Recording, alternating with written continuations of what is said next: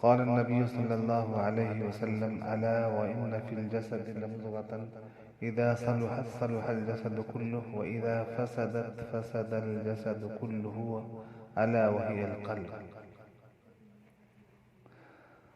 سرکار دو عالم صلی اللہ علیہ وسلم نے ارشاد فرمایا، خبردار، جسم میں ایک لوتھڑا ہے، اگر وہ درست ہے تو پورا جسم درست رہتا ہے، اگر وہ صحت مند رہے تو پورا جسم صحت مند رہتا ہے، اور اگر وہ بگڑ جائے تو پورا جسم بگڑ جاتا ہے، اور وہ دل ہے۔ آج کی گفتگو کا موضوع جو ہے وہ دل کو ٹھیک کرنے کے حوالے سے ہے کہ دل کو ٹھیک کرنا کیا ہے، ضروری ہے۔ تو یہی آج کی گفتگو کا موضوع ہے۔ ہر شخص کے لیے دل کو ٹھیک کرنا ضروری ہے۔ دل کو صاف کرنا، سنوارنا، یہ ہمارے لیے ضروری ہے، کیونکہ اللہ نے یہ کائنات بنائی، اس کائنات کے اندر سب سے اہم مخلوق انسان کو بنایا، اور انسان کے وجود کے اندر سب سے بڑی نعمت اور سب سے اہم چیز جو ہے وہ کیا ہے، دل ہے۔ تو اس کو ٹھیک کرنا ضروری ہے۔ دل اللہ تبارک و تعالی نے ایک ایسی چیز بنائی ہے انسان کے اندر کہ اس کے ذریعے سے جسم کا پورا نظام درست رہتا ہے، اگر یہ درست ہے تو۔ یہ مثل انجن کا ہے، انجن اگر صحیح ہو تو پوری گاڑی صحیح چلتی ہے، ایسے ہی دل کا معاملہ ہے کہ دل جو ہے یہ انجن کے مانند ہے، پورے جسم کے تمام رگوں کو یہیں سے خون سپلائی ہوتی ہے۔ تقریباً 72,000 سے زائد جو ہے رگوں کو دل جو ہے خون سپلائی کرتا ہے۔ تو دل جتنا اچھا ہوگا رگوں کی حالت اتنی اچھی ہوگی، فریش خون جائے گا تو ظاہر سی بات ہے صحت اچھی رہے گی، تمام اعضاء اچھے رہیں گے، بیماریوں سے ہم اور آپ پاک رہیں گے، اور نہ صرف جو ہے بیماریوں سے، جسمانی اور روحانی دونوں بیماریوں سے پاک رہیں گے، ہے نا؟ ہمارا قال بھی صحیح ہو جائے گا، حال بھی صحیح ہو جائے گا۔ تو دل کے سنورنے اور بگڑنے کا کیا مطلب ہے؟ وہ کن چیزوں سے سنورتا اور کن چیزوں سے بگڑتا ہے، اس کی بیماریاں کیا ہیں، اور ان کا علاج کیسے کیا جا سکتا ہے، بس یہی باتیں علم تصوف کا موضوع بھی ہے۔ سمجھ گئے نا؟ آج عام طور پر زبان زد ہے یہ بات کہ ہمارے پاس اصلاح کے لیے ٹائم نہیں ہے۔ میں یہ کہتا ہوں ہزاروں کام کرتے دنیا میں، سب کے لیے ٹائم ہے، اور جو سب سے اہم کام ہے اصلاح قلب، جس کے اوپر اللہ کی رضا موقوف ہے، اس کے لیے ٹائم نہیں ہے۔ کتنی حیرت کی بات ہے۔ اگر سمجھ میں نہیں آتی بات تو کم سے کم اپنے بزرگوں سے، مشائخ سے پوچھو تو صحیح کہ ہم وقت کیسے نکالیں اپنے دل کی اصلاح کے لیے۔ تو اس کا طریقہ بھی آج جو ہے میں آپ کے سامنے بتاتا ہوں۔ قلب کی درستی ذکر اللہ اور صحبت اہل اللہ سے ہوتی ہے۔ آج کہاں سے لاؤں یہ چیزیں؟ سارا دن فرصت نہیں، ٹائم ہی نہیں ملتا۔ ہر آدمی یہی کہتا ہے۔ ٹائم اس لیے نہیں ہے کہ اللہ نے تندرستی دے رکھی ہے،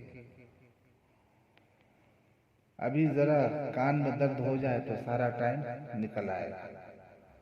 وقت تو نکالنے سے نکلتا ہے۔ بعض لوگ انتظار میں رہتے ہیں فرصت کی، سب چیزوں سے فرصت ہو جائے گی پھر اللہ کا ذکر کریں گے، جب فرصت ہوگی تب اللہ کا ذکر کریں گے، مگر ایسا نہیں ہے، غلط فہمی ہے تم تو فرصت کا انتظار کر رہے ہو اور فرصت تمہارا انتظار کر رہی ہے. عمر بھر تم کو فرصت نہیں ملے گی. یہ تو نکالنے سے نکلے گی. گھر کی ضروریات کے لیے، مقدمہ کے لیے اور دوا کے لیے وقت نکالتے ہو، تو پھر صحبت اہل اللہ کے لیے کیوں نہیں نکالتے؟ جس مالک نے سب کچھ تمہیں عطا کیا ہے، نفس کی خاطر 24 گھنٹے میں سے کتنا نکالتے ہو؟ اللہ کے شکر کے لیے کتنا وقت نکالتے ہو؟ وقت نکلتا نہیں، نکالا جاتا ہے. نفس سے مطالبہ کرو، اپنے نفس سے مطالبہ، اس کی طرف مخاطب ہو کر مطالبہ کرو کہ آرام اور کھانے کمانے اور بچوں میں کتنا وقت لگاتا ہے، اور ذکر اور اللہ تبارک و تعالیٰ کی یاد کے لیے کتنا وقت مقرر کیا تو نے. یہ اپنی نفس سے مخاطب کر کے کہو، ہے نا؟ حضور پاک صلی اللہ علیہ وسلم نے تو دن میں 2/3 اور رات میں 2/3 اللہ کی یاد کے لیے نکالا ہے. تم 1/4 8واں کچھ تو نکالو. 8واں حصہ جو بہت کم ہے وہ 3 گھنٹہ ہے، اس میں بھی بہت کچھ کر سکتے ہو. اب یہ سمجھ لو کہ ادنا درجہ 8واں حصہ یعنی 3 گھنٹہ ہے، جس میں نفس کی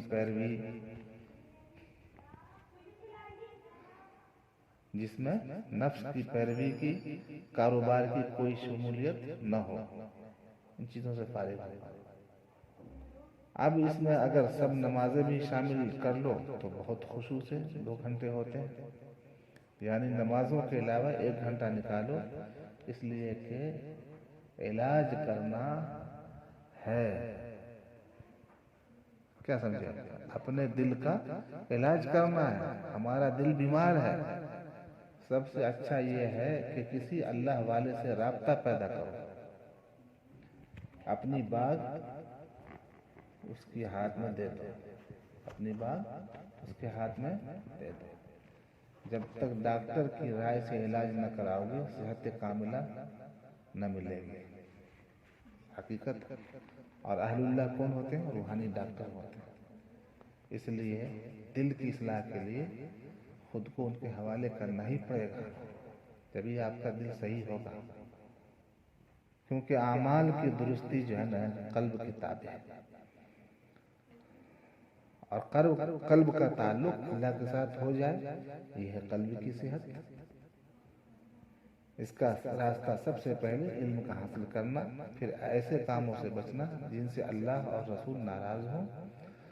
اور اس کا آسانی سے حاصل ہونا یہ ہے کہ کسی اللہ والے کو تلاش کر لو، کسی بزرگ کو تلاش کر لو، محنت کرو، ایسا آدمی مل جائے. دنیا اللہ والوں سے خالی نہیں ہے. محنت کرو، مجاہدہ کرو، اللہ سے مانگو. تم اپنے جسمانی مرض کے لیے کیسے اچھے طبیب تلاش کرتے ہو کہ اچھا سے اچھا ڈاکٹر ہمیں مل جائے تاکہ ہمارا علاج ڈھنگ سے ہو جائے. اور اللہ والے سے عمل سیکھنے کے دوران ہی تم کو ذکر کی توفیق ہو جائے گی. یہ بات جب اللہ والے سے عمل سیکھنے کا شوق پیدا کرو گے تو اس دوران تم کو ذکر کی توفیق ہو جائے گی. حضرت تھانوی رحمۃ اللہ علیہ فرماتے تھے جس ذکر سے تمہارے قلب کو راحت ملے وہی ذکر پہلے اختیار کرو. کیا سمجھے؟ ہے نا؟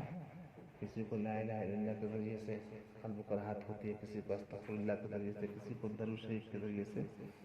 تو حضرت فرما رہے ہیں کہ جس ذکر سے تمہارے قلب کو راحت ملے وہی ذکر پہلے اختیار کرو. اس کو دل قبول جلد کرے گا. ہر وقت اٹھتے بیٹھتے چلتے پھرتے ایک کلمہ زبان پر جاری رکھے.